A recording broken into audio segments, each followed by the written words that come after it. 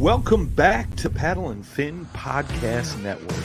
We're brought to you by Pelican, built tough for all situations. Go to pelican.com. Yak Gadget, for all your fine kayak fishing accessory needs. Go to yakgadget.com. Eastport Marina, on the beautiful shores of Dale Hollow Lake, for all your lodging, kayaking, and fishing needs. Go to eastport.info. Now let's get this show started. Hey everybody, welcome back to the Reel Down on Paddle and Fin. And tonight I have special guest host Jimmy. You know, he's a entrepreneur with his own business, so sometimes things can be tough and he has to work over. But tonight I have co-hosting with me, the one and only from the Chasing Tide, also on Paddle and Fin, our saltwater show, Dustin Nichols. How you doing, man? All hanging in there, man. Just wrapping up a long weekend of night shifts and mixing a tournament in between and all that good stuff. Got some days off lined up. My son's birthday this weekend coming up, so I'll take advantage of a few vacation days. I don't have to go back to work until Sunday. So there you go. The wind is it going has again. slowed down. This is one of the windiest springs in on the Texas coast. I've seen it since I've been here. And some of the old salts are saying it's the windiest in over 30 years. So, yeah, the wind is blowing and blowing and blowing. It will not stop. Man, I'll tell you what. I've seen your videos. You've been pedaling and torpedoing around that new the hottest kayak around right now. Yeah, I've got it rigged up pretty good. It's pretty easy to rig the foot control steering in that thing. It's got a little kick out, so it's pre-molded into the kayak itself. I mean, it took me less than an hour to run the tubing and the I did stainless cables and rigged up the foot control on 90-degree yak attack mounts, and it doesn't get in the way of the in-hole rod storage and everything. It's good to go, man. It's I just got a few adjustments for the trim and stuff just to kind of dial in, and I think we'll be good to go. That tri-track that they have on there, that really is like just amazing. It's crazy it took that long for somebody to come out with that. It's pretty neat.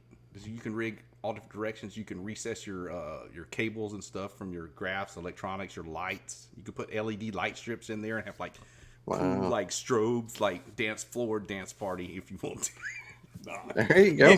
Getting carried away there, but no, it's pretty neat. They have that kind of stuff out in the Bay Area. You know, I don't know. Yes, sir. But all right, tonight thanks for being on with me, man. Yeah, man, no problem. Thanks for asking. Tonight we have on I don't know. It seems like been doing this for 3 years now, and this might be like the last person I've had. You know, you have like a list of people you want to have on. Had everybody on except for this man right here, and happy is able to come on the show with us. And here he is, Jensen, the FlukeMaster. How you doing, man? I'm doing good. I'm doing really good. Yeah, I guess so. I've got them big, nice trophies in the back. Finally got some hardware. Yeah, those trophies are legit, too. I mean, Bass has, like, the killer sharp ones, and the Hobie ones are great, but I don't know. It's hard to beat those KBF ones. Man, yeah, Catch makes them, and they're freaking sweet. I mean, the main body of that's 4 catch boards that are all laser etched with sponsors and that kind of stuff. It's just cool. Yeah. Yeah, they do a mighty fine job of that, Duke and all them over there at Catch. Yeah. You know, quality boards and definitely quality trophies for sure. Yep. No doubt. Cool. Well, Gene, if people somehow don't know who you are, can you just tell them who you are, I guess? Well, my name is Gene Jensen. I've got a YouTube channel called FlukeMaster. Don't fault me for the name. It was an early 2003 name I made up for the forums back in the day. So I've been involved with social media and that kind of stuff since about that time. So, and it kind of stuck. But I've got a YouTube channel and FlukeMaster across the board on all social medias, including some new ones that people don't even know about yet. And yeah, dude, I love to fish. I love to teach people how to fish. My God-given calling is to teach people how to fish. And so that's my goal. Well, I'm sure, I'm sure Dustin too, but me, I don't know how many hundreds of hours I've spent on YouTube watching your videos. It's got to be weird. Like I know on social media, I'll meet somebody, I mean, just from doing this, and it doesn't have nearly a reach that you've had, and I'll meet somebody and they, it's kind of like they've spent so much time listening that they kind of feel like they know me. Man, it's always weird to me. I can't imagine how many times that happened to you. People feel like they've watched so many of your shows. It has to be like they think they're friends, and you're like, "Hey, how you doing?" Yeah, Nice it to meet you." is. Anyway, I had some bikers pull up next to me as I'm walking out of my breakfast restaurant, and one of them had seen my truck and jumped out, and he was a huge fanboy. He was about 6'3", 250, 260. Oh, Hell's Angels. Yeah, dude, he's all fanboying on me. But what gets me is when people hear my voice and they recognize my voice from a distance, and then they come and I'm like, that freaks me out. I'm just, but it's pretty cool. It's not the reason I do it, but I call it a side effect to what I do, and I've always known that it would. Even in the beginning, that could be a possibility if it was to take off. But it's one of those things where, again, my goal is just to teach people. I want to reach one person at a time and go from there. So, And something else we all have in the common, we all served in the military. You were in the Army, and Dustin in the Marines, and me, in the Air Force, if you can call that the military. But yeah. But I was thinking that there might be something to that, like people who were in the military for the percent of people that have been in the military, and the odds of all three of us being on show at the same time and having been in the military, there's got to be something to that. I was in the Air Force too. Oh, were you? Oh, okay. Yeah, I had a fake name and rank so I could be on the Hawaii Air Force soccer team. Wow. Because I was a goalkeeper and a dang good one. I played all the way up to professional level before I went and joined the Army. So what year was that? Okay. And I was in the Army from 96 to 02. Okay, so I'm guessing it was probably were you 99. Schofield yeah, I was at Tripler and then went to Tripler. Schofield. I was at X-Ray Tech and got to know some guys because I used to go to Hickam and eat all the time. That's where I went, dude. I was at Kaneohe Marine Corps Air Station for 3 years. All I did is surf on my lunch breaks, and I would go to the dining facility because our chow hall was crap. Marine Corps chow. Exactly. And I go skate the skate park at Hickam and go eat at their food. Yep. So they made me, in order to be able to play for them, they made me a fake rank and name. I've got a trophy around here somewhere that says it has the Air Force and so on and so forth. Thought it's hilarious. So no, I wasn't in the Air Force, but yes, I was. I was in the same time, but I never got Hawaii. I tried. Yeah. I went through there a couple times, but you got to volunteer to go to Korea, and then they think you're crazy, and then they send you to Hawaii. That's my excuse. I was in Korea for 2 years. No, I didn't get it. I tried to go Hawaii and got Korea. That's funny. I got some Okinawa time, and that's about it. And some of the other stuff. I was in 89 and 93. Oh, okay. Yes, sir. Yeah, good stuff over there. I loved Hawaii. All right. So the reason we're having you on is you won the KBF on Laurel River Lake in Kentucky. Never even, it's crazy. I'm in Alabama. I've never even heard of that place. Can you kind of give us a rundown of what it is and how it lays out? Well, I hadn't heard of it before it was announced. It's on the Cumberland River. Okay. And so, but it's way up the Cumberland River. And it's a highland reservoir.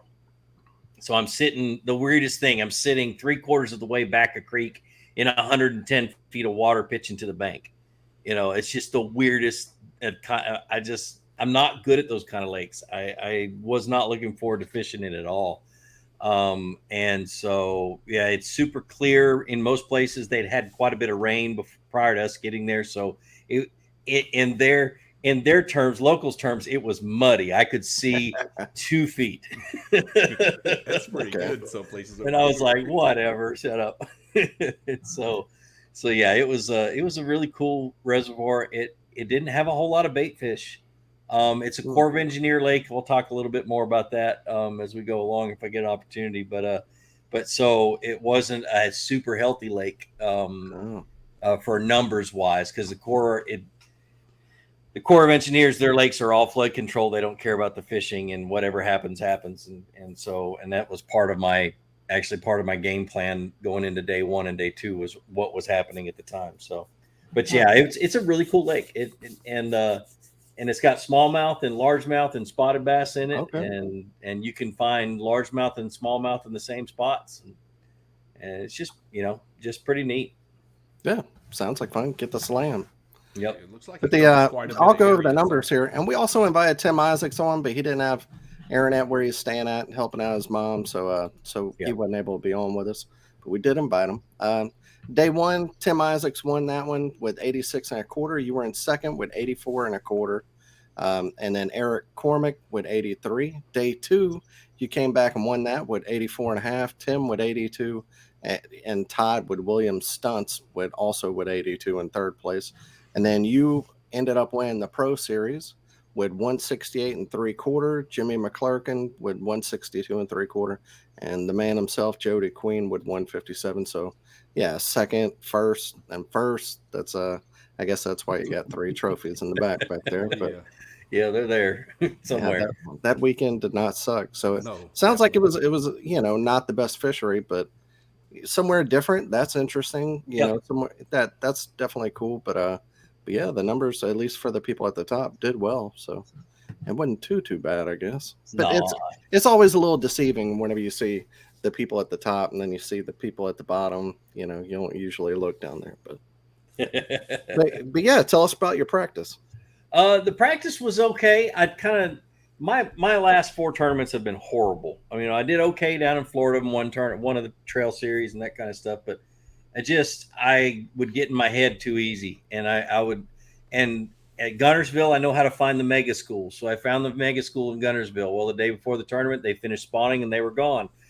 Murray, I found the mega school on a rock pile, and the night of the tournament, it warmed up enough for them to move up, and they moved off of that spot and they were gone. And so I told myself with this tournament, I'm going to hit every boat ramp that I can in 2 days, and I'm going to go fishing and try to get an idea of what part of the lake fits me the best. And so I did that. I just was running and gunning, motor guide on high, just going. And throwing all kinds of stuff. My biggest search bait was a bull glide, old 8-inch bull shad bull glide, or whatever the size is. I think it is an 8-inch. Just to look at them, to get them to come. Yeah, up. I just wanted to see them. Yeah. Whether they come up and hit it or not. The smallest fish I saw actually was the only one that hit the bait. They would come up out of the trees. There was flooded timber back in pockets and that kind of stuff. They'd come up and they'd look at it and they'd go back down. I just wanted to see what quality of fish were in the area. And we do that on Chickamauga with glide baits, and that kind of stuff all the time. And so I kind of kept track of that. And then the ones I caught, I measured, made sure I kept track of what size they were. But really going into day one, I found out in practice that there was a shad spawn going on. Because my lazy butt got up the last day of practice early and got out on the water, because every other day I don't, and that's stupid of me. But I got up and I actually got out on the water and noticed a shad spawn. And so that changed a little bit of my game plan about where, what I'm going to do in whatever area I choose. There was a bass spawn going on. And the Monday before the tournament is when I showed up. I fished for a couple hours. The lake was way high. And from Monday to Saturday, it dropped 2.5 to 3 feet. Wow. Okay. And so the Corps of Engineers dunked it. And so the reason I say that is because Monday, the bass, the largemouth, were spawning. They laid eggs Saturday, Sunday, Monday. Tuesday, the lake started to fall and the females moved out and the males were guarding the beds, and the water left the beds and the eggs died. But the males were still on the bank all the way through Saturday. Through the tournament on Saturday, the males were on the bank and they were guarding their nest, waiting for fry to hatch, and they never hatched. And so that's why you see a lot of 14, 15s, and 16s on the board, is because the fish that were shallow were those males that were waiting for fry that weren't going to come around. And then Saturday they backed out. So, and I told the guys in Kentucky, the guys that were part of the city, or whatever, the city that we did on Corbin, Kentucky, I told them that. I said, look, the Corps of Engineers killed one full bass spawn and the shad spawn. The only shad eggs that are going to survive are going to be the ones that are on the floating docks. And there's only 2 marinas with floating docks and no other docks on the lake. And so if they had just waited 48 hours to drop the lake, none of that would have happened. And so this year's, and it's just sad to see, but you can't get the government to care. We've done that with Clark's Hill, and I've done that with a bunch of other lakes that I've been on. Clark's Hill, I fished for 15 years. And in the beginning of a meeting of the Corps engineers, the first thing they're going to tell you is we don't care about the fishing and we don't want to talk about it. And so that's just something we deal with here in the South with Corps Engineer lakes. In that lake, is it of power generation also? Dam there is a hydroelectric. There is a dam. I don't know if it's a power generating dam. I really didn't pay much attention, but I would imagine it would be. Probably would be. Yeah. Yeah. Yeah, it's pretty large. Yeah, but that was amazing though. That's the first time I've ever seen the males guard those beds for 5 to 6 days, waiting for fry to show up, and they just kept going down and going down. They would back off as the water going. And I caught all my fish on day one on the fluke. And of course, well, I haven't thrown one in 2 years, maybe 3, and so I saw them shallow. And matter of fact, I'll show you. I don't know if that was one of your questions about what baits I was using, but yeah, of course. When I'm talking about a fluke and the way I rig it for shallow, fast jerk in and that kind of stuff, I'm really, really specific. And I actually made a video the day before, or filmed a video the day before about it, and it'll be out here probably next week. But I throw it on a medium fast action bait caster, and it's a weightless fluke. 15-pound test fluorocarbon, all the way to the leader's fluorocarbon, and then a high-speed reel. This is an 8-1-to-1 13 fishing Z slide. It's got those Z bearings that make it really smooth, really easy to cast light baits. But the swivel is a number 5. Okay, let me change the settings on my camera real quick. Hold on a second, it'll help you. All right, so the swivel. Did it do it? I didn't hit the right button. I just turned myself off. There we go. All right. So, did it do it again? There we go. There you go. All right. So, the swivel is a number 5. Okay. And then I have a 14 to 16 inch leader. It's going to take a second. I turned off my autofocus. Give me a second.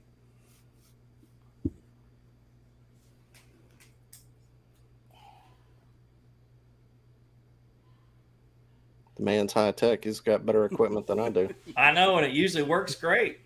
Yeah. Well, yeah, you live stream a lot too. Yeah, I do. So I just got to figure out what I did wrong because I was hitting a button I couldn't see. Oh, it's okay. There we go. There you go. All right. So 14 to 16 inch leader. I don't go any longer because that swivel will actually impart action in the fluke as it's falling. And then a Gamakatsu EWG. These are the G Finesse light wire ones. They're G Finesse EWGs. And that also makes it a lot easier to set the hook. If you use a standard EWG out of a kayak with a medium power rod, you're rarely going to ever get a really good hook set in that fish. And that's critical. Now, if you look, you see a little white dot. Let me get it focused on my fingers real quick. All right, you see that black dot in here? Yeah. On the fluke? That's a tungsten nail weight that I've cut. And I cut it just perfect to where it fits at an angle going towards the head, from the back towards the head this way. And I actually put it in before I put the hook in. I put it in this way, and that's all on the video. But what this does is it causes that fluke that when you're jerking it, you'll jerk it and it'll make really long, really wide darts. And then when you pause it, it'll pause on the upswing. It'll hesitate, and then it'll start to fall and spiral down. And the reason it starts to spiral is that swivel is pulling it that direction, pulling it into that spiral. If that leader's longer, it won't spiral. If it's shorter, it will just fall straight down. And so this is from many, many years of playing around with these things. But so that I tried it different ways and things like that. That spiral, that hesitation and spiral triggered every single bite that I had on day one. And they would eat it. I mean, straight up eat it. And then it's just a matter of just setting the hook hard and bringing them in. I covered the bank. I probably caught 25 fish, or actually 22 fish, if I remember correctly on my counter. And the big smallmouth that I caught on a shaky head. which was a Warlock, Mr. Bates. Missile Baits Warlock. And I love this thing, but I don't love it with trick worms. It's just, for some reason, I have a hard time getting a hook set with a Warlock head on a trick worm. So I dug through my box and my bag, and I'm like, looking for it, and I had the swamp crawlers in green pumpkin, and I dipped the tail in JJ's Magic chartreuse, and I started throwing it. Wasn't missing any fish, and it was just great. So in the afternoon, when the sun got up, I'd move out on a point, on longer points, and I'd start throwing that thing around and live scoping fish. And day one, I caught that big smallmouth, 18 and something. I can't remember how big she was. Literally right behind a bass boat. The bass boat was there throwing an Alabama rig, and I just waited for him to leave. And when he left, I pulled in and came in right behind him, threw shaky head, caught that thing, broke my prototype rod. I had a 13 fishing prototype that we were testing out. Super, super lightweight, medium power spinning rod, and fought that thing in on one guide and got it in. So that was no fun. But ran back to the truck, changed out rods. I wasn't too far from the ramp. It was about a 15-minute run to the ramp. Put it on the trailer and went to my next spot and put in at a marina. And then it just gets crazy. I started bank fishing. And so this will be on the video. I put the boat in, and in KBF, you can get out and fish out of the bank as long as you launch your kayak. So I launched my kayak, and I went all the way around the marina, which is about a half a mile run, because that marina was huge. Went all the way around the backside and tied my kayak up to one of the docks on the marina so I could see it from where I was going to fish. Because down in this one, off of this one embankment, right in front of the marina offices, was a bunch of those males guarding fake beds. And I had seen them, a couple other competitors had seen them, but they didn't think about going and catching them during tournament day because they wouldn't let you get a boat into that stretch of bank, but they'd let you bank fish. Now, I went into the office. I said, "Hey, do you guys let anybody bank fish over there?" And they're like, "Yeah, no problem. It's no big deal." So I'm like, "Good." Wow. And so that's why I swung over there. So I'm sitting 15 feet above these fish. And the biggest one was, I thought, over 20 inches because of that height and stuff like that. A little bit of growth. Flipped in, couldn't catch her on a rage bug. Switched over to a Z-Man. What's their straight tail? Gosh almighty, it's mag fatty or the fatty. I just had fatties. I didn't have any mag fatties. Switched over to a fatty. Threw in their second cast. This thing bit. I set the hook, and then I'm sitting here looking down riprap 15 feet deep, wondering how in the heck I'm going to get this fish out. And so between me and the fish was an area that was just dirt and gravel. So here goes Gene, big old fat guy, sliding down on his butt with 15 people on the dock watching, sliding down on my butt, reeling, chesty cam going, and I reached down and lifted her and climbed back up the hill and went over to the kayak and measured her. And I did that a second time. I caught another one about 16 inches. And those both were critical for that first day. In KBF, do you have to go back to the kayak? The kayak has to be in the picture. Yeah. And so I just go back, sit down on my kayak, and do what I got to do, So.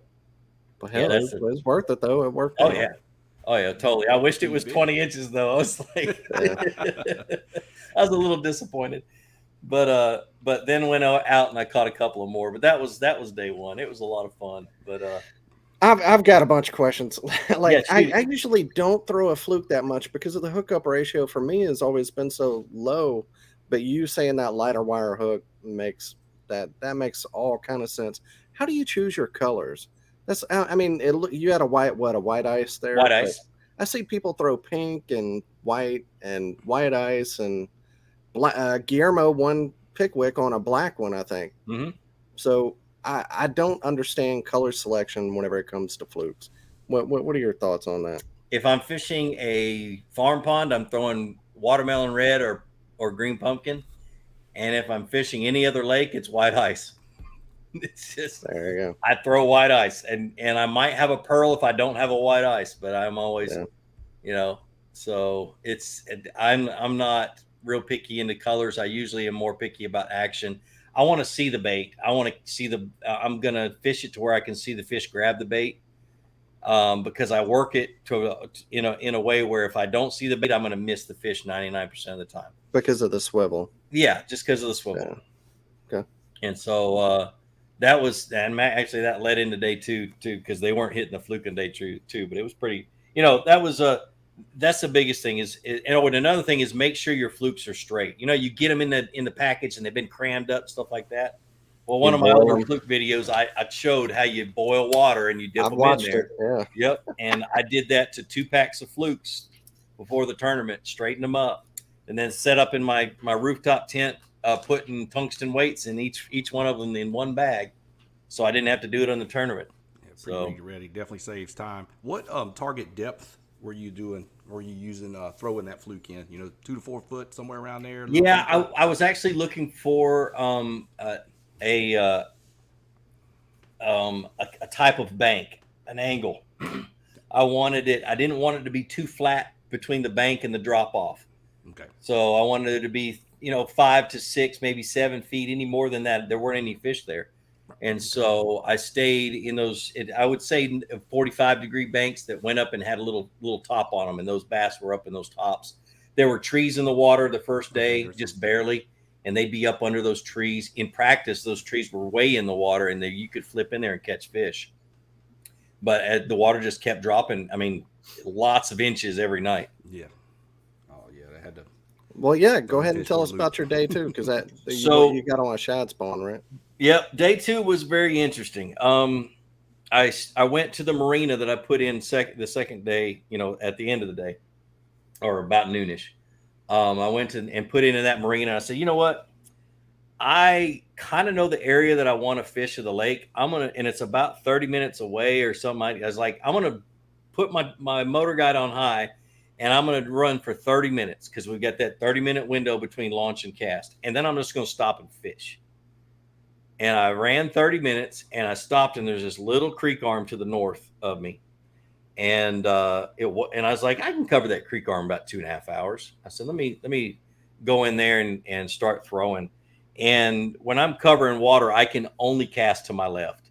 I'm horrible with hook sets and casting and accuracy to my right when I'm actually standing up in my kayak with the motor going. I can do it, but I'm just a lot better to my left. So I started on the left side, and I threw a fluke a few times, and I was like, you know what? It's too dark. I can't see my fluke. I'm not going to be able to get a hook set. So I grabbed a greenfish tackle swim jig, and I guess this is like glimmer blue, and it had a Z-Man paddle tail on it that just matched. And I'm like, that'll work. And so I grabbed it, started throwing it, and got bit right away, and got bit again and got bit again. I had my limit before 6:30. Tournament started at 6, and that big one, that big smallmouth, was my 4th fish.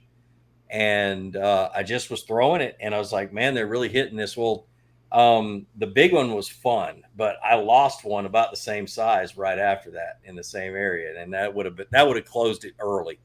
So because of that, I had to grind a little bit more. But with a swim jig, you've got a positive hook set. It's real. You're not going to lose a whole lot of fish. But as the sun got up, I started throwing the fluke, and I had 2 small bass come up and just go and spit it right back out. Just suck it in and spit it out. And that told me to put the fluke down. I was like, I'm done. I'm just going to park it and keep fishing the swim jig. And so I fished the swim jig, caught several more.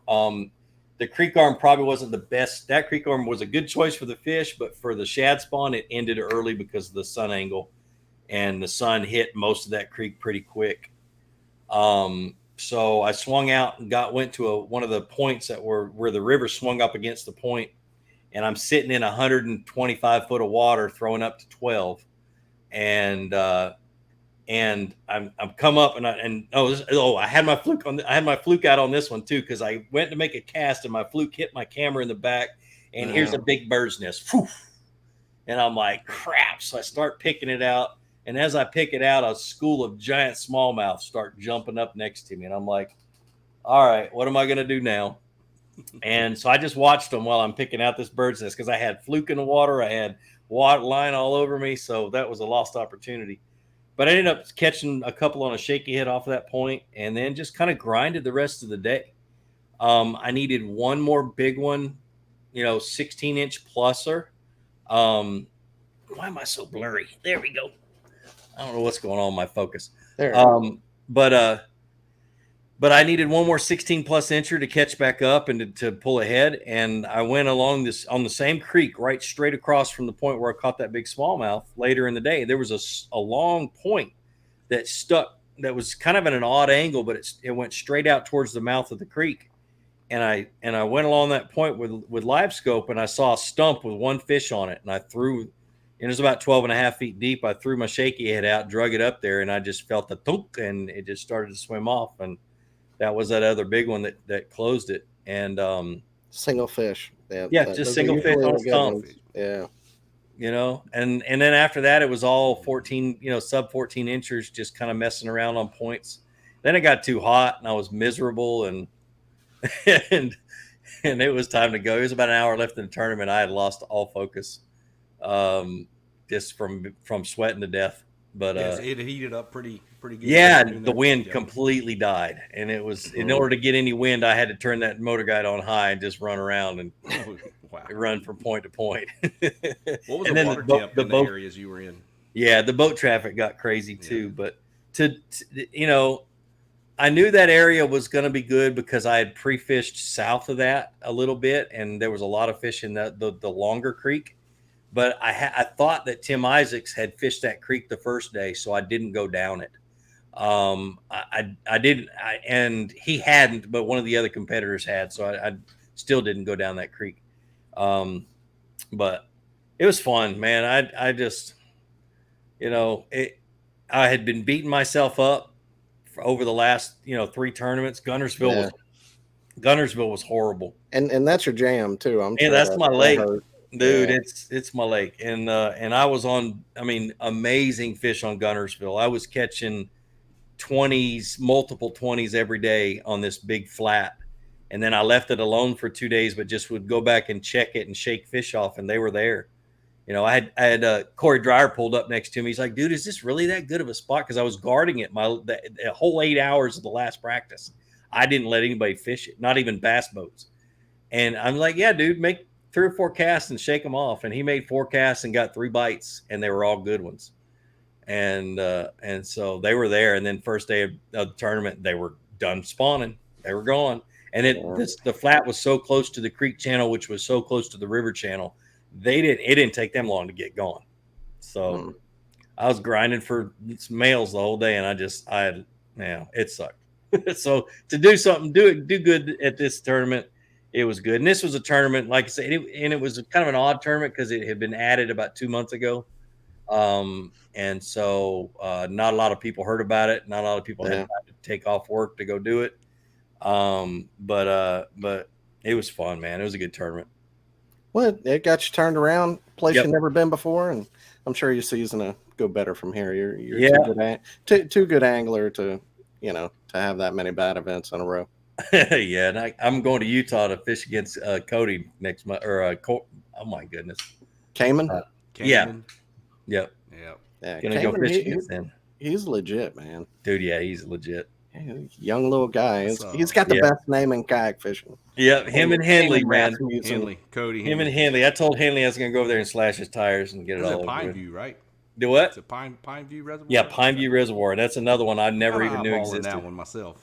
It's a haul, but definitely look at that one. I saw that Laurel River pop up on the schedule, and I was just like, I never even heard of it. Like you were talking about earlier, I was like, man, where in the world is this place? And I looked at it in Kentucky, and I was like, I don't know if I can make that one or not. Well, my oldest son Jake lives in Provo, so I'm going out there mainly to see him and be able to fish a tournament at the same time, be able to ride it off, right off the travel.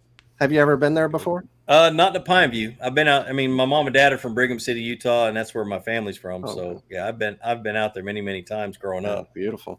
So I love it out there. But if there was a place that had Southern hospitality and Utah weather, it'd be the perfect place to live. I hear you. No doubt. Get rid of this heat and humidity. I'm good. Yep. Yeah. It's getting hot this week too. I'm like, the spring's been so nice, and so like the weather has been so good, and this week is going to be the heat. So yeah, it is what it is. Yes, sir. Yep.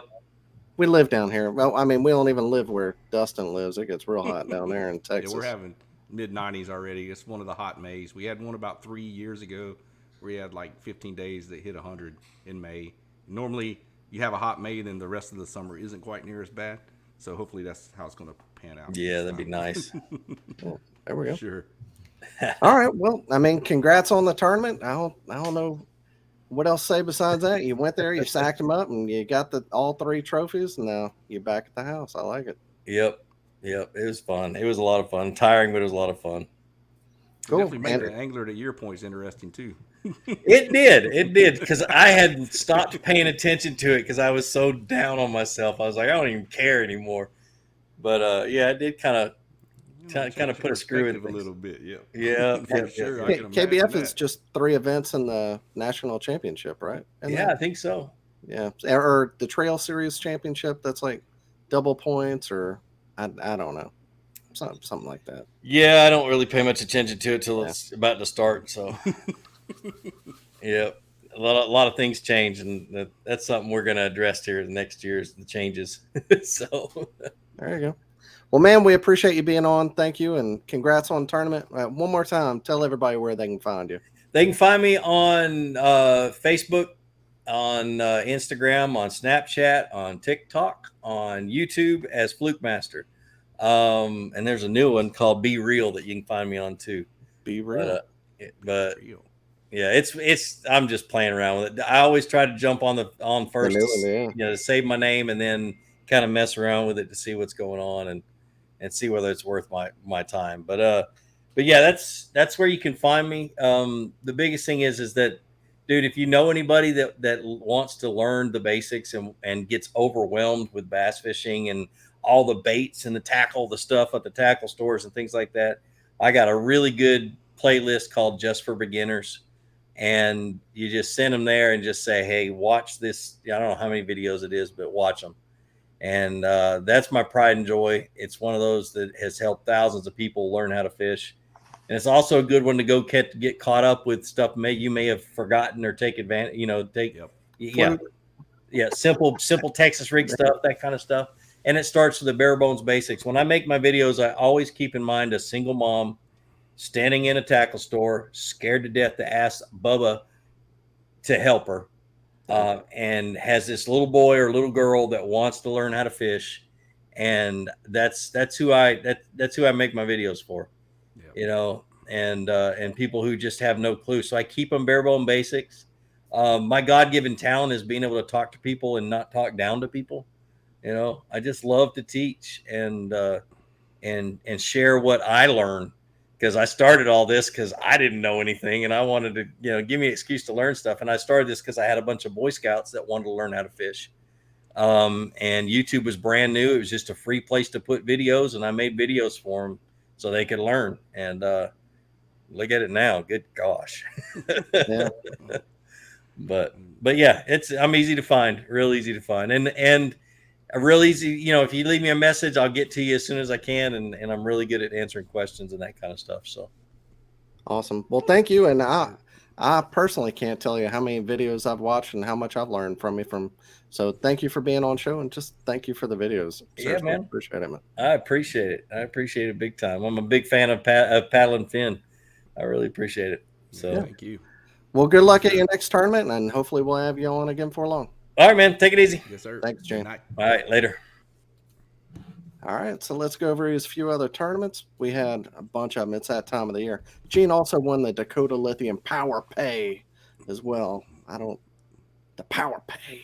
I don't know what it is, but I like it. I meant to say that too. Some extra money and some good stuff like that. Yeah. There you go. Nothing wrong with that at all. The Kayak Bass Fishing Tennessee, number 3, they were on 7 points. That's Percy Priest in Nashville. 41 anglers, 3 fish limit. First place was Michael Ernest with 49 1/4. Shane McIntyre in second with 49 1/4, and Sean Staples in third with 47. Queen City, the biggest grassroots trail in the country. They were on Lake Hartwell in South Carolina. 148 anglers. Wow. 4 fish limit. I love a 4 fish limit. The only people that do that too. Shetzi Hay, SHEZTI, Heu. I'm from Mississippi, and my pronunciations are terrible. I'm sorry. First place, 78 and a quarter. Jay Park in second with 77 and a quarter. And then Chris Godwin with 74 and a quarter. And then Delaware Paddle Sports Kayak Fishing Series on the Upper Chesapeake. They were it. That was in conjunction with the KBF Massachusetts Trail. That's right. Yeah. 50 anglers, 5 fish. First place, Kenny G, 92 and 3/4. Josh Sims with 92, and then Justin Talbot with 88 and 3/4. And the same winners for both tournaments actually. Bass Nation Kayak Series, Pennsylvania. They were on Pearlesque Island Smallmouth Slam. That's in Lake Erie. Has a few different Pearlesque Bay, Thompson Bay, and Main Lake of Lake Erie. 2-day tournament, 25 anglers, 5 fish limit each day. Russell Johnson won that with 181 and a half. Oh yeah, Team JK, buddy. Yeah, there you go. Team Jackson. Second place, Keaton Volkety with 178 and a quarter, and Tyler Rupert in third with 176 and 3/4. Now, Mountain State Kayak Anglers, they had their AEP event, and that was the American Electric Power Recreation Land State Park and a wildlife preserve wildlife area. Brad Richardson first with 53 and a quarter, Jeremiah Whitlow with 53 and a quarter, and Robert Weicker, that guy, with 53 inches. He's always catching them. And Derek Miller got 6th place, but he caught 23, so that's special. Nice consolation prize right there. Yeah, especially in Ohio. That's no doubt. Yeah, that's a tank in Ohio. Yeah, that's a true. Sure. That's like a fish of a lifetime in Ohio. No doubt. Buckeye Kayak Fishing Trail Tour Series on Delaware Lake, 62 anglers. Joel Now with 73 and a half, Sean Skidmore with 70 and a half, and third place Tim Crabtree Jr. with 68 and 3/4. IAC, they were on Okefenokee in Iowa. I've heard that place is great. It was co-hosted by the All-American Kayak Series, and 2-day tournament, 37 anglers. Dave, and listen to his weights for Iowa. First place, Jeremy Brandeis with 182 and a half. That's 92 and a half plus 90. Rating for Iowa with Ryan Thompson second with 181 and a quarter, and Jeremiah Burrish with 178 and a half. And All-American Kayak Series also there. Same double dip. Jeremiah, he got first. Chad Davison got second with 181 and 3/4. And Ryan Thompson with 181 and a quarter. So those two guys, those two guys didn't fish the other tournament, but they did fish the All-American, or they would have won. They would have got second, third, and both. Come on, Chad Ryan, you got to double dip. Double dip it if it's there. Yeah, it's like all of the saltwater events. You got to enter all them dang side pots, man.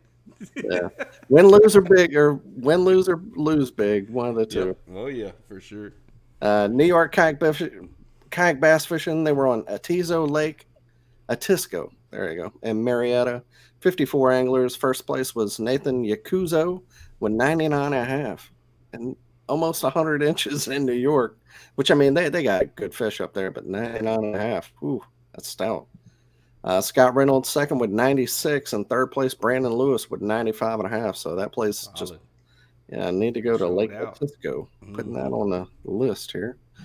But yeah, man, good show. Really appreciate having Gene on. It was just, a little bit of a fanboy moment. Getting to see it is weird seeing somebody like actually talking to somebody that you've watched so much, whether it be on TV or YouTube. I mean, it's pretty much the same thing nowadays. So. Oh yeah, and it's like he's not just for beginners, because I find myself going back and revisiting stuff. Just like you said, stuff you might have forgotten. Stuff you might have slipped your mind or hadn't used in a while, you go back and get some refreshers. But yeah, but for him to, how much he's grown over the years, subscriber wise and all that stuff, his channel's grown so much. It's insane. He's done a good thing. He like you said, he does have a passion for teaching, and he does a good job at it. Yeah, a lot of times I'll go back and watch his videos or Tactical Bassin or whoever it is, just to see that one thing. Like I'll it's a technique I don't throw very often. I don't use very often, or I haven't used, or I've never used, and I want to know the rod power, or like him, the little juice things where he's clipping off a tungsten weight and putting it in the nose of the head of a fluke and doing that. Those little things are the things that give that bait action, or, that right hook, that little bit lighter wire hook gives you a better hookup ratio. So sometimes going back and whether you think it's beginner or it's advanced or whatever it is, there's little nuggets in there that can turn a technique from a good technique to a check, getting a check with a technique. Yeah. Check. Yes, sir. Yeah, that's right. Sure. No doubt. But man, I appreciate it. Thank you for being on, and Jimmy will be back next week, but appreciate you being here, dude. Yes, sir. Always glad to help out when I can. Come on. And I like to come in I like to go to the dark side to that bass stuff too, Yeah. And where can people find you? Oh, they can find me on the Instagram right there, Dustin Nichols VTX. I'm on Facebook. Also have a Chasing the Tide page on Facebook that y'all can check out too, along with the Paddle and Fin. We always got some stuff going on up there on the Instagram and the Facebook page. They share our content also. And then, don't hesitate to go over and listen to Chasing the Tide. That's right. It's more saltwater specific, but hey, everybody needs to get down to the coast every now and then. Some good stuff down there too. That's right. And redfish have bass tendencies also, so if you can catch bass, you can come on down and catch redfish. Yeah. But and hey, if you have some questions about the NAR, if you can find one, holler at Dustin. He'll he might know everything about them. So yes, there you go. I'm excited to be hitting some tournaments in that one coming up here pretty quick. Yeah, it's funny seeing everybody's videos. Just Jake Harshman, he's got hours worth of videos now, but Matt Ball's got a bunch of great ones. A lot of great videos out there already. It's definitely been a very, very well received kayak. Yeah, it's chugging along pretty good. Matt's was a great one with the big rig and the NAR side by side comparison. It was definitely pretty cool. I'm just excited to be part of that whole process. That's one thing.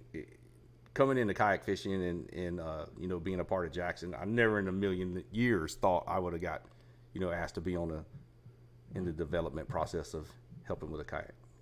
It's something that's very rewarding. It's like, wow, I got to be on a part of a team that made that awesome boat. So, it's definitely something that's pretty cool.